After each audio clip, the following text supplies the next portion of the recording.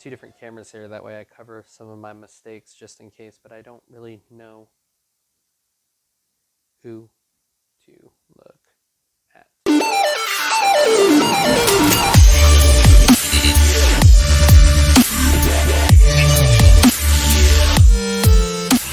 I'm going to get started with some prayer, so if you guys would join with me. God, I pray that you would guide this message, guide these words. I pray that you would just give us ears to hear what you're saying, even though we are over this distance. I pray that you would just speak through me, that these would be your words and not mine. In your name, amen. I have some experience with a video camera. Let me just give you a little background before I get started explaining that. My youth pastor, years ago growing up, he noticed something. I've said before, I was shy. I was socially awkward, maybe still am socially awkward, but I would always, when it came to youth games and stuff, I would do it because he made sure everyone had to do the youth games. I'm looking at you, Epicc students. But he would make sure we did the games, and I would do the games, but I would always kind of hold back a little bit. I was always just awkward in the games. I didn't know how to react around people. I was super shy and self-conscious. And so one day he was like, hey, your dad has a video camera. What if you started doing video? What if you started recording the games and stuff? And so I did it without asking my dad's permission. But I did it, and I started recording these videos. And this is a day way before YouTube, so it wasn't like I just posted the videos online. In fact, if you wanted to see the videos, I would have to hook up all these cords and run it through a VHS player. I know, again, I'm dating myself there. But the point is, not a lot of people watch these videos. And yet my youth pastor encouraged me over and over again, just do it. And over time, I found that I got better at it.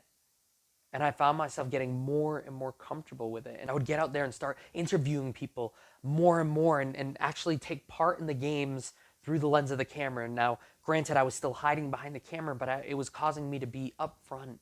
It was causing me to be around other people, to converse socially. And over time, I got better and better with it. I learned how to edit. I learned how to add music to the videos. Me and my friends would get together and we would shoot these corny, stupid videos that sometimes people laughed at and sometimes it was only us laughing at. But we did it, and over time I found that I had somewhat of a talent for it. I started putting together decent videos and movies, and it was fun. So I guess the question I have starting off with all of this is, what unique talents and gifts or abilities do you have? If you guys could, no matter what platform you're watching this on, whether it's Facebook, YouTube, or Instagram, would you guys do me a favor and just whatever thought comes into your mind, don't downplay it. Don't be like, well, is this really a gift? Is this really a talent? Just whatever comes into your mind about your gifts, your talents, your abilities, just post it. I am good at this. I enjoy doing this. I just want to see what you guys have ability-wise. Now, what does this all have to do with what I'm talking about today? I'll get back there in a second. But I was kind of praying about, okay, God, what direction do you want me to go message-wise? What do you want me to speak on? And as I was praying, I felt God bringing up a specific book and a specific topic. Now, this is one that I wrote and taught on years ago. But I felt God saying, I want you to go through the book of Esther. I want you and the youth kids to talk about the book of Esther. So when you read through the book of Esther, one of the first things that you'll notice is God really isn't mentioned at all. Like, read it, see. He's not. You don't see him at the forefront doing anything. You don't hear him being brought up. You don't see these amazing miracles that he is doing and seeing. In fact, if you weren't a Christian or you didn't believe in God, you might read the book and just be like, wow. All throughout the book, there's these weird coincidences happening all the time. Right place, right time, right person. Just a random bunch of coincidences. But as you read it, if you read it through the lens of being a Christian and knowing that God is always working, even if we don't see him physically working, you start to see how God is working in the background the entire time, putting all of these pieces together. And the reason why I think it fits so much with what we're going through now is the truth is, with everything, this is a whole new age. This is a whole new time. I mean, most of us are stuck in our house. Most of us can't go anywhere. And with some of us, I think our lives parallel what Esther was going through just a little bit, where we might not see God. We might even be like, God, why is all this happening? But God is working in the background. The book of Esther starts off with a large group of Hebrews in Persia. And the king of Persia, this guy named Xerxes, is throwing this huge party. Now, if you know anything about kings, especially in their day, it is really good to be the king. I mean, he's throwing this huge party, and their parties would often go for days, maybe even weeks at times. And the king is nice and drunk at the beginning of the story, and he decides, you know what? I think I want to show off my wife. And so he calls for her. Now, this isn't like, hey, let me introduce you to my wife, Melissa. This is more like, let me show you what I have. And so he calls out the queen, and Queen Vashti's like, nope, ain't going. And he gets ticked off because no one refuses the king. Have you ever been like really upset? Let me speak from experience here. I have a stress drink that I go to, and I know the minute I said drink, some of you guys are like, oh, Dr. Pepper. If you've worked with me at any point in youth ministry, even previous churches I've worked at, you know when Josh is having a stressful day, nothing is better than Dr. Pepper. I would have certain times of the year where families would come in and give me like a little 20-ounce thing of Dr. Pepper just to say, we feel you. We know what you're going through. And so I remember it would be like one of those times where I knew I had a little bit of Dr. Pepper at home and I had a super stressful day, maybe at school or at the job I was working at the time. And I just knew when I got home with my family, that little bit of Dr. Pepper, I could just taste it. It'll make me feel better. I know just a little bit left. And so the entire time I'm driving home, I have this thought in my head of the Dr. Pepper and its beauty and its glory. And I pull up to the house and get out of the car, go inside to have my drink that I have been focused on for the longest time. And there is my younger brother with the bottle of Dr. Pepper up, watching as the last little drip goes into his mouth. I was ticked off, as I think maybe hopefully some of you guys would be. I don't have anger issues, I swear. But the king, he is ticked off. No one refuses the king. And so he goes nuclear on the queen. He throws her out. And then he decides, you know what? I'm the king. It's good to be king. I want a new lady in my life. And so he sends out his men with the explicit purpose of finding the most beautiful ladies in the land and bringing them to him. And he will pick and choose. Kind of like online dating. It is really good to be the king. And that's where our story starts off. He has sent his men out. They are coming for the most beautiful ladies. And our story starts out in Esther chapter 2, verse 5. And it says, at that time there was a Jewish man in the fortress of Susa, whose name was Mordecai, son of Jair. He was from the tribe of Benjamin, and his descendants of Kish and Shimi. His family had been among those with King Jehoiakim of Judah, who had been exiled from Jerusalem to Babylon by King Nebuchadnezzar. This man had a very beautiful and lovely cousin, Hadassah, who was also called Esther. When her father and mother died, Mordecai adopted her into his family and raised her as his own daughter. Now, maybe some of you guys are familiar with the story of Esther. Maybe some of you guys, this is all new to you. For those that have heard the story before, you might hear this story or picture this beautiful lady with everything going for her. But right off the bat, her life is hard. She has been through some rough things. It says that her parents had died. I have not experienced the loss in my immediate family. And I am very happy for that. I love my family. I can't imagine what it's like to go through something like that. But on top of that, now she is orphaned and she has to be taken in by her cousin. It's been rough for her. On top of that, she is in exile. Basically, the Babylonians came in, destroyed her land, and took her and others as captives to live in Babylon. And if that wasn't bad enough, at this point, the Persians have come in, destroyed the Babylonians, and taken Esther to another new place in Persia. I know some of you guys are going, history lesson? Really? No. Just track with me for a second. She has been through some rough situations. Orphan, no immediate family.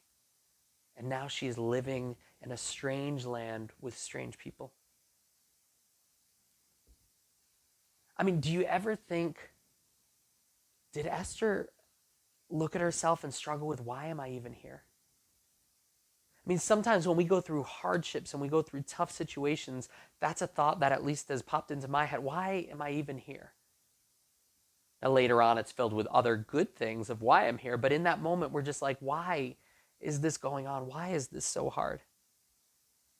I think everyone struggles with that at some point. Why am I even here? What is my purpose for being here? I mean, she has lost everything. What makes her life so special if she has nothing? I know for each and every one of you guys, your stories are different. For some of you, hard family life is your parents grounded you from your cell phone. For others, hard family life means you haven't seen your mother and father in no one knows how long. For some of us, we have all of these different backgrounds and stories and circumstances. For some, our lives are rougher in one way and rougher in others. I mean, even taking into account this whole virus thing, our lives are kind of chaotic right now. And maybe in this moment, even as I'm speaking, you're feeling this, or maybe you have felt it before. But a lot of us sit there and say, what is so special about me? Why am I even here? What is the purpose behind everything? Esther 2 continues and says this in verse 15. Esther was the daughter of Abihail, who was Mordecai's uncle. Mordecai had adopted his younger cousin Esther. When it was Esther's turn to go to the king, she accepted the advice of Haggai, the eunuch in charge of the harem. She asked for nothing except what he suggested, and she was admired by everyone who saw her. Esther was taken to King Xerxes at the royal palace in early winter of the 7th year of his reign, and the king loved Esther more than any of the other young women. He was so delighted with her, he set the royal crown on her head and declared her queen instead of Vashti. So she goes before the king, and even before then, she's given such favor. She has these people that just, they look at her, they love her. Maybe it's her attitude, maybe it's the way that she is, but they just love her, and so they start giving her advice, and they help her. And then when she goes before the king, she gets such favor with the king. He looks at her, and he's like, I love you more than everyone else. And he makes her the queen. She will play a huge role, as a spoiler, in saving lots of people's lives. But for right now, I want to focus on this. Esther was likable and beautiful, and it caught the king's eyes. And I know some people, the minute I'm like, well, she was beautiful in the king's eyes, some people are like, well, there's a reason and a purpose behind it. The truth is, God used those things.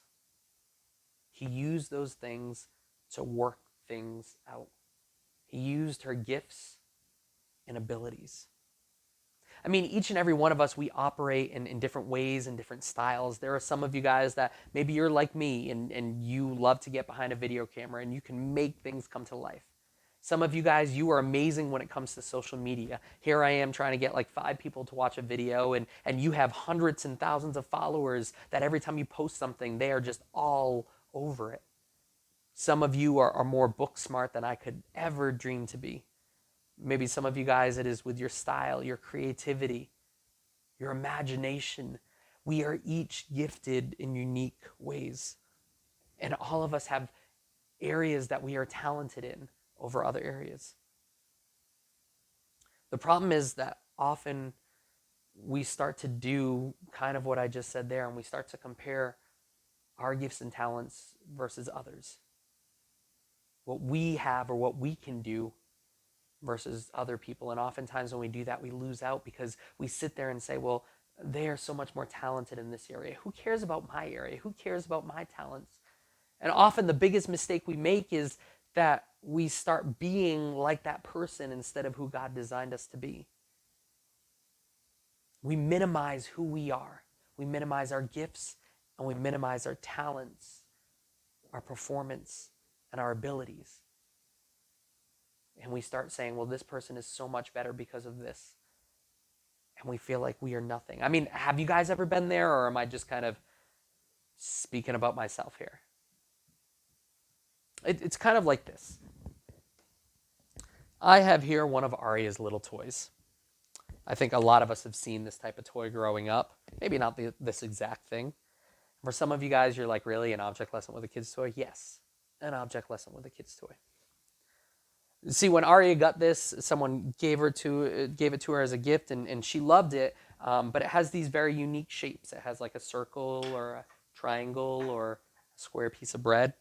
And she would sit there and she enjoyed pushing them in, but then she started realizing that certain ones weren't fitting in. And so she would take like the square and like try to stick it through this little circle spot, but for some reason it's just not working, or with the triangle or with the star.